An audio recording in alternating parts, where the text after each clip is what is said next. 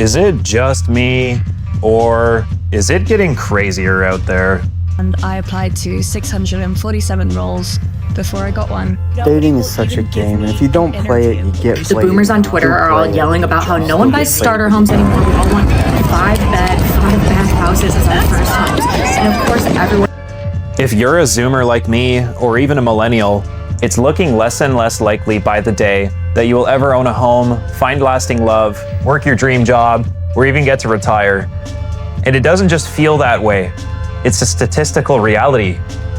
The median age of home buyers has nearly doubled from just over 30 years old in 1980 to almost 60 years old in 2024. Due to inflation, stagnant wages, and an ever-increasing cost of living, all of the wealth has accumulated in the hands of past generations. And about the whole pull yourself up by your bootstraps thing. Check out the statistics on recent graduates struggling to find employment. I'm sure you've observed many of those who do find employment often end up in dead-end jobs unrelated to their education. Many of those lucky enough to have found a career in the field that they went to study for live in angst as AI begins to cause layoffs and it phases out a lot of tasks that you'd traditionally need an actual human to do. Now look at this graph showing the share of total US household wealth by generation. We're just down here, chilling and gaming. This same broke and hopeless cohort just so happens to be the largest share of PC gamers by age group. It's becoming increasingly clear that it's never been harder to make it in this society. And it's also never been a better time to be a gamer. Society as we know it is falling apart, but the gamers are rising up. Not only is the number of gamers worldwide going up, an increasing percentage of these gamers are PC gamers specifically. Perhaps we were born too late to have the house with the white picket fence, too late to experience true love before the dawn of dating apps and hookup culture, too late to get a college degree that actually results in a good paying job and a higher standard of living. But we were born just in time to stream Counter-Strike 2 on our 360Hz monitor with an NVIDIA GeForce RTX 5080 graphics card paired with an AMD Ryzen 7 9800X 3D processor inside a sick-ass custom-built gaming PC with RGB lights. A PC which you just so happen to be able to afford, albeit barely, navigating the price of basic necessities like food and shelter in 2025. Perhaps you were blessed by the likes of Affirm or Klarna and put it on a buy now, pay later plan, amassing interest and further cementing your position at the bottom of the societal financial totem pole and as a rising star in esports history.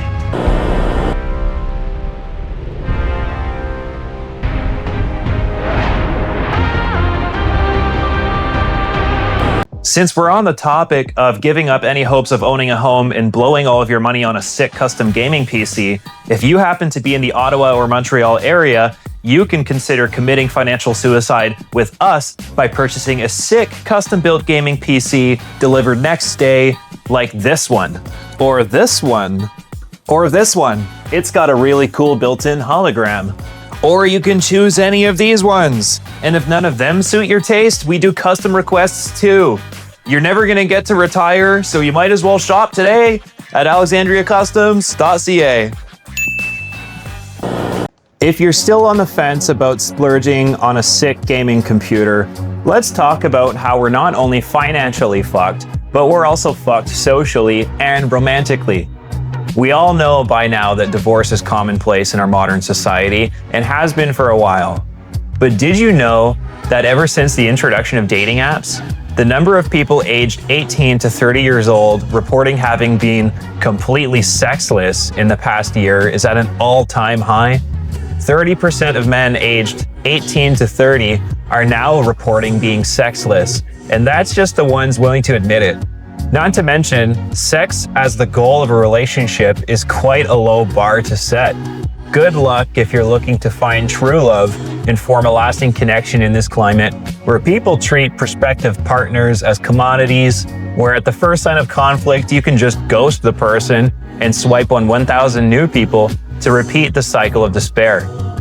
In contrast to this, Esports prize money has continued to grow year over year, meaning that as a society continues to move in this direction, it becomes more and more enticing to invest your time and energy into a passion like gaming versus seeking a relationship in the real world like the generations of old.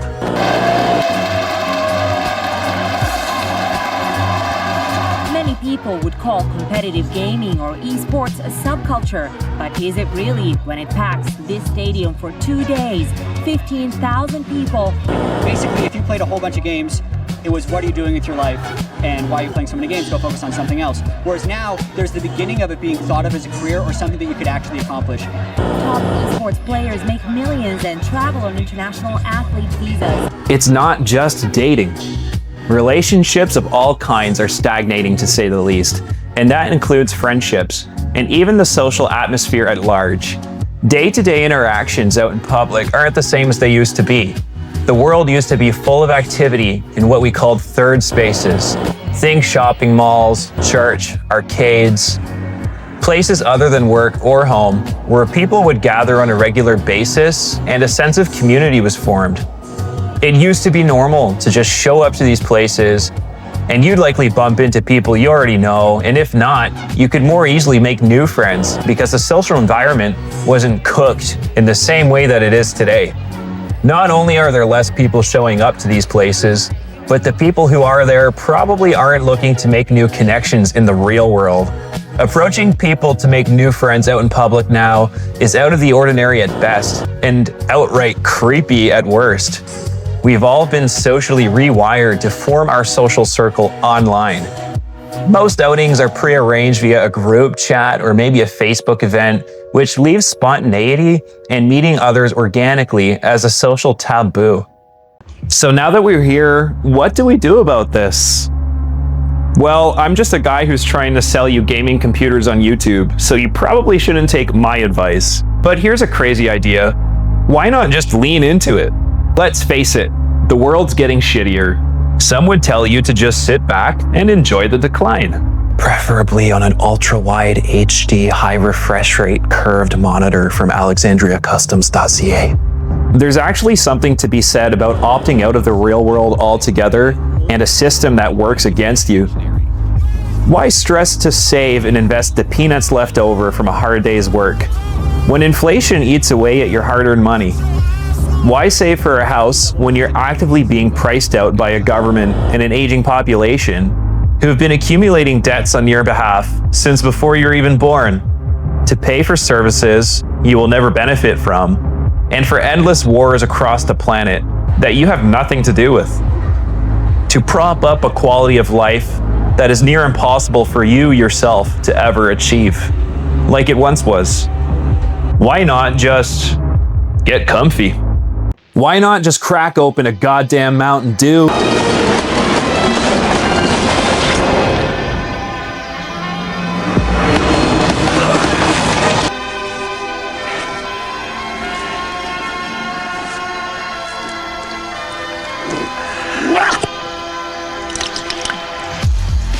Bad cheetah. Your favorite bag of Doritos? It tastes as good as they crunch. Doritos Nacho Cheese, just one of 3 great Doritos flavors. Put on your gaming headset and play some goddamn Call of Duty prop hunt with the boys. That's right. He's actually gonna get away. Ooh, good job, teammate. Good job. All right, one guy left. Why not spend the weekend doing raids in World of Warcraft, where your progression isn't limited by a system stacked against you, where you can collect the loot and level up, where you can progress, set goals with a clear path of achieving them and actually get there.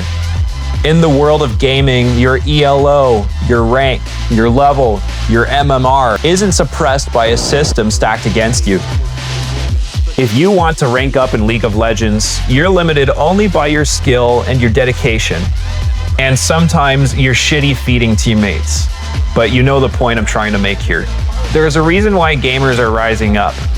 In a world of nepotism and corruption, it sure feels great to hop into a match and get a taste of virtual meritocracy, an even playing field.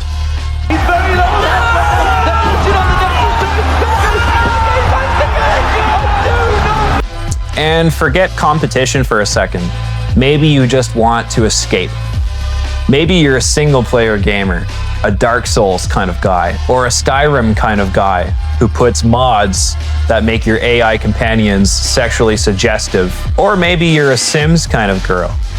Perhaps you're destined to rent a shitty apartment with 4 roommates and a piece of work landlord who won't fix the leaking roof until you text him for months about it, ultimately resulting in a legal battle after sending multiple pieces of paperwork to the landlord-tenant board.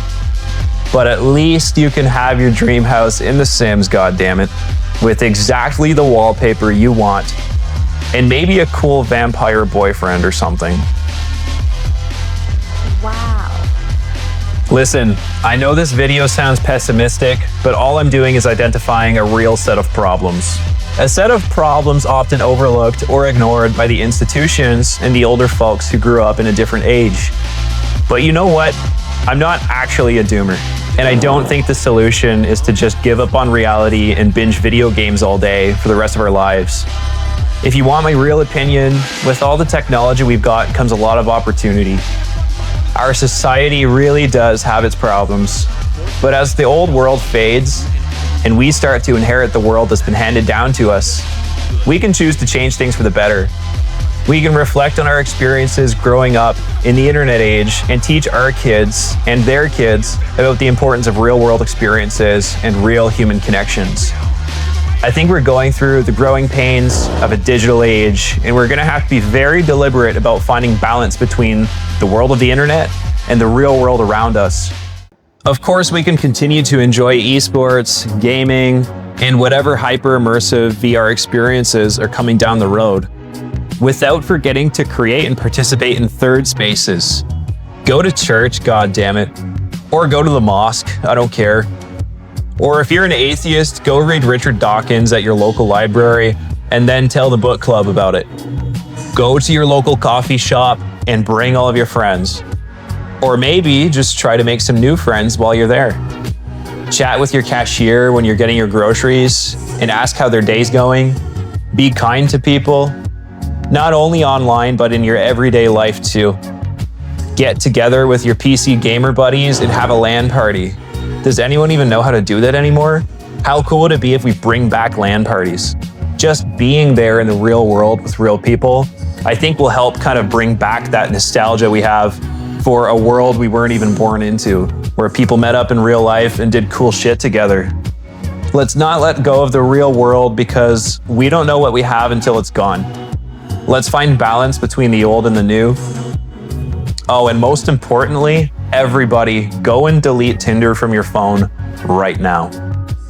Anyways, thanks for watching, guys. This video is totally different from what I would normally make, so please leave a comment letting me know what you think. Feel free to like this video if you want to see more content like this.